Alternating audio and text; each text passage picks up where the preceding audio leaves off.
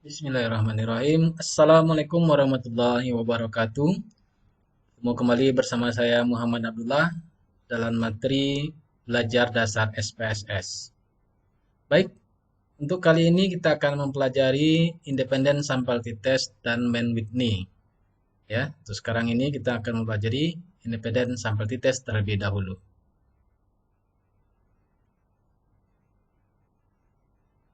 Sebelum melakukan uji statistik dua kelompok data, perlu diperhatikan apakah dua kelompok data tersebut berasal dari yang pertama dua kelompok yang independen atau berpasangan, kemudian yang kedua mungkin berasal dari dua kelompok yang independen atau tidak berpasangan.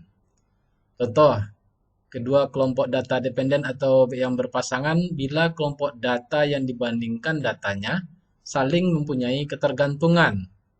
Misalnya, data berat badan sebelum dan sesudah mengikuti program diet berasal dari orang yang sama.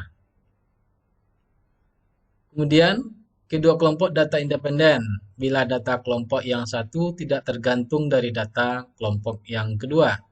Misalnya membandingkan min atau hari rata tekanan darah sistolik orang desa dengan orang kota.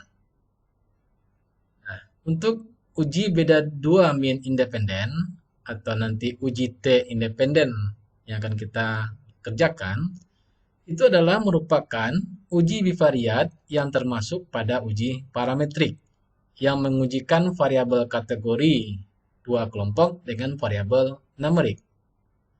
Tujuannya adalah untuk mengetahui perbedaan min dua kelompok data independen. Syaratnya, data numerik harus terdistribusi normal.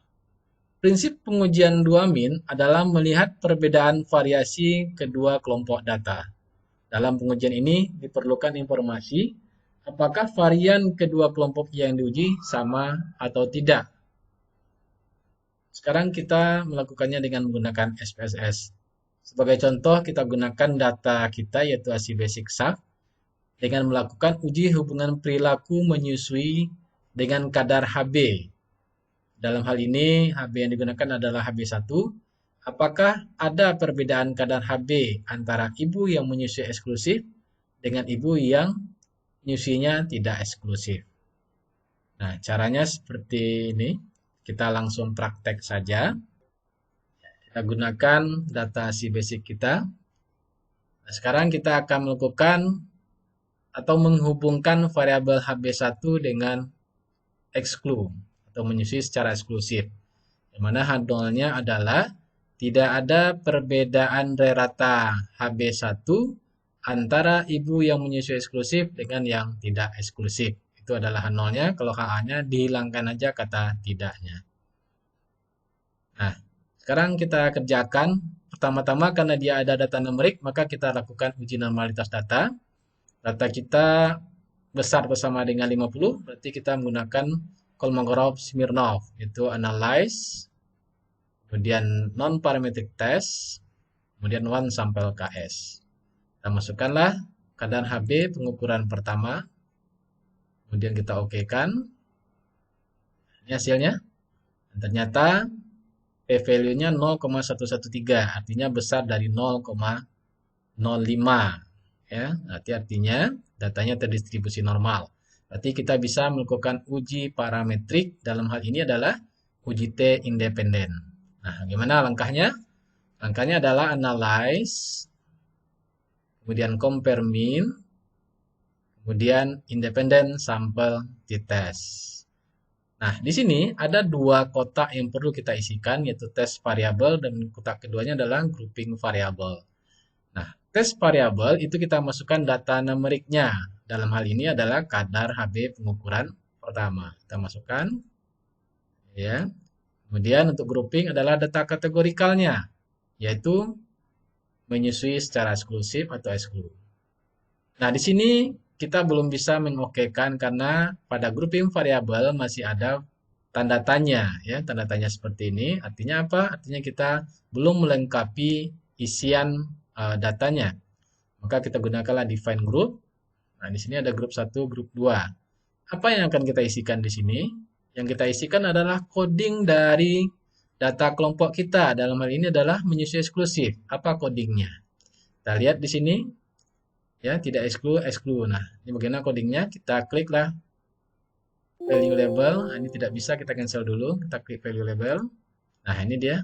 Ya, ternyata di sini tertulis codingnya 0 dan 1. Nah, maka kita klik define group. Baru kita isi coding untuk yang di awalnya atau grup satunya adalah 0. Grup keduanya adalah 1. Dan continue. Nah, cuman itu saja. Langsung kita oke kan. Ini dia hasilnya. Sudah jadi. Apa yang akan kita baca? Yang kita baca itu adalah rata-rata kadar Hb. Ya, di sini ditunjukkan bahwa rata-rata kadar Hb ibu yang tidak menyusui eksklusif adalah 10,421 dengan standar deviasinya 1,47 dan kadar Hb ibu yang menyusui secara eksklusif adalah 10,277 dengan standar deviasi 1,3228. Nah, kemudian kita lihatlah p-value-nya. Itu terdapat pada kolom seek to tell. Ternyata di sini ada dua p-value, yaitu 0,717 dan 0,719. Yang mana kita ambil? Nah, untuk menentukan yang mana angka yang akan kita ambil, terlebih dahulu kita lihatlah test of variannya, ya. Levene test for equality of varian, ya. Nah, di sini p-value-nya untuk tes variannya adalah 0,790. Ini kembali kita bandingkan ke alfa. Alfanya 0,05 berarti ini besar dari alfa, yaitu besar dari 0,05. Artinya apa? Artinya variannya sama.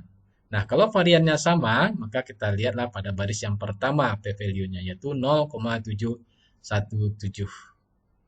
Ya, artinya apa? Artinya ini p-value-nya ini besar dari 0,05. Nah, berarti dia gagal menolak H0, yaitu tidak ada perbedaan rata kadar Hb pengukuran pertama antara ibu yang menyusui eksklusif dengan yang tidak eksklusif. Nah, bagaimana cara penyajian datanya di hasil penelitian kita?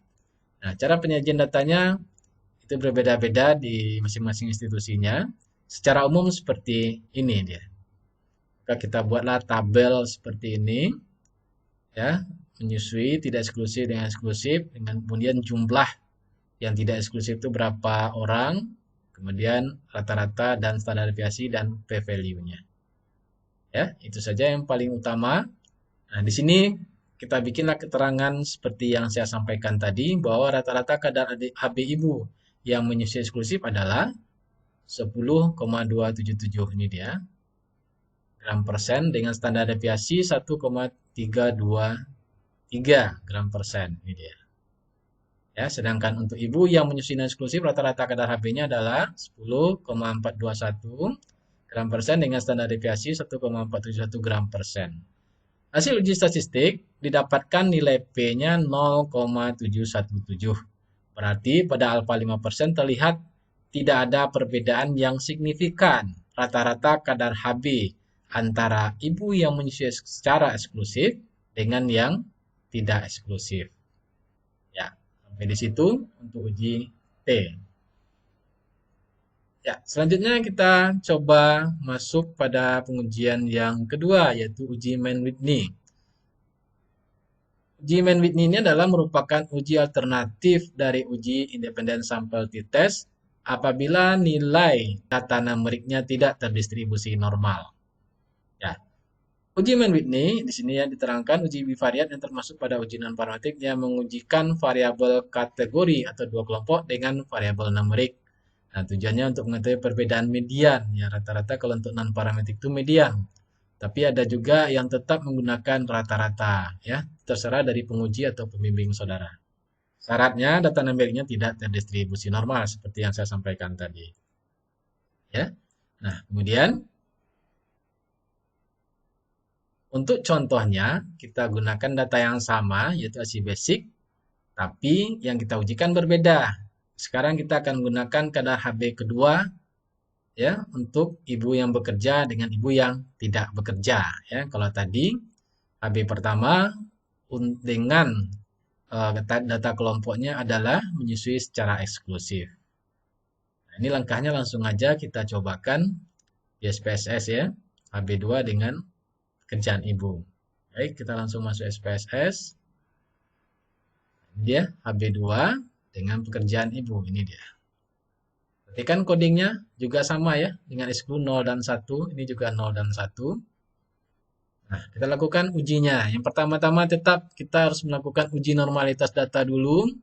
Kita cobakan analyze non-parametric test, kemudian one sample KS. Kita masukkan HB pengukuran kedua. Oke. Nah, ini dia p-value-nya, angkanya 0,020. Nah, ini artinya kecil dari 0,05. Berarti HB2 kebetulan memang tidak terdistribusi normal datanya. Nah, dianggap dia sudah melakukan transformasi data dan tetap saja dia tidak normal. Berarti ujinya harus non-parametrik. Nah, apa uji non-parametriknya? Kita lihat. Nah, di sini pekerjaan ibu yang akan dihubungkan dengan HB2, datanya dua kelompok.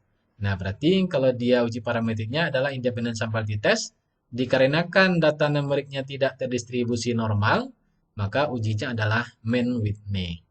Nah, bagaimana cara penggunaan Mann-Whitney-nya?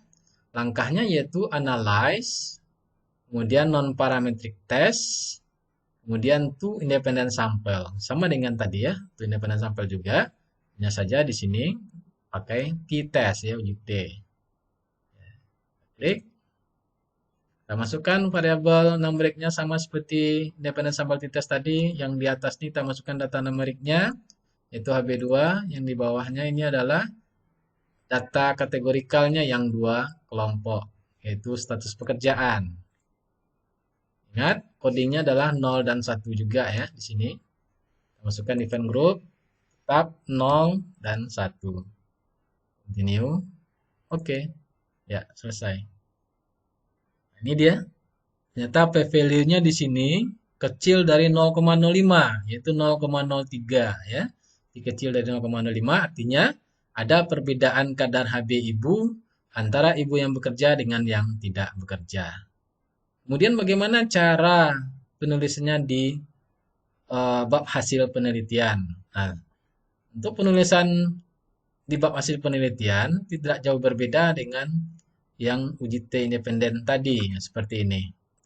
Nah, bagaimana caranya kita mengetahui median min max-nya ini? Sementara pada pengujian tadi tidak ada, ya. Seperti ini tidak ada ujian median, min, nilai minimum dan nilai maksimumnya. Nah, caranya adalah kita klik analyze, kemudian descriptive statistik, kemudian explore. Ya, kita masukkanlah variabel kadar HB pengukuran kedua. Kemudian kita masukkan status pekerjaan ibu pada faktor listnya. Ya. Nah, langsung aja oke. Nah, ini dia. Mediannya ini 11,1, kemudian minimumnya ini 9,8, maksimumnya 13,3. Nah, jadi dibikinlah seperti yang ada di PowerPoint ini. Ya. Nah, ini bacanya sama seperti tadi. Tapi di sini saya mengungkapkannya adalah median. Ada juga buku yang tetap menyampaikan rata-rata. Ya. Nah, itu terserah penguji yang mana yang mau dipakainya. Oke, biasanya untuk non parametrik itu yang dikemukakan adalah median, ya. Silakan pilih mana yang dipakai sesuai dengan yang diinginkan penguji. Oke, demikian saja. Terima kasih atas perhatiannya. Banyak maaf. Assalamualaikum warahmatullahi wabarakatuh.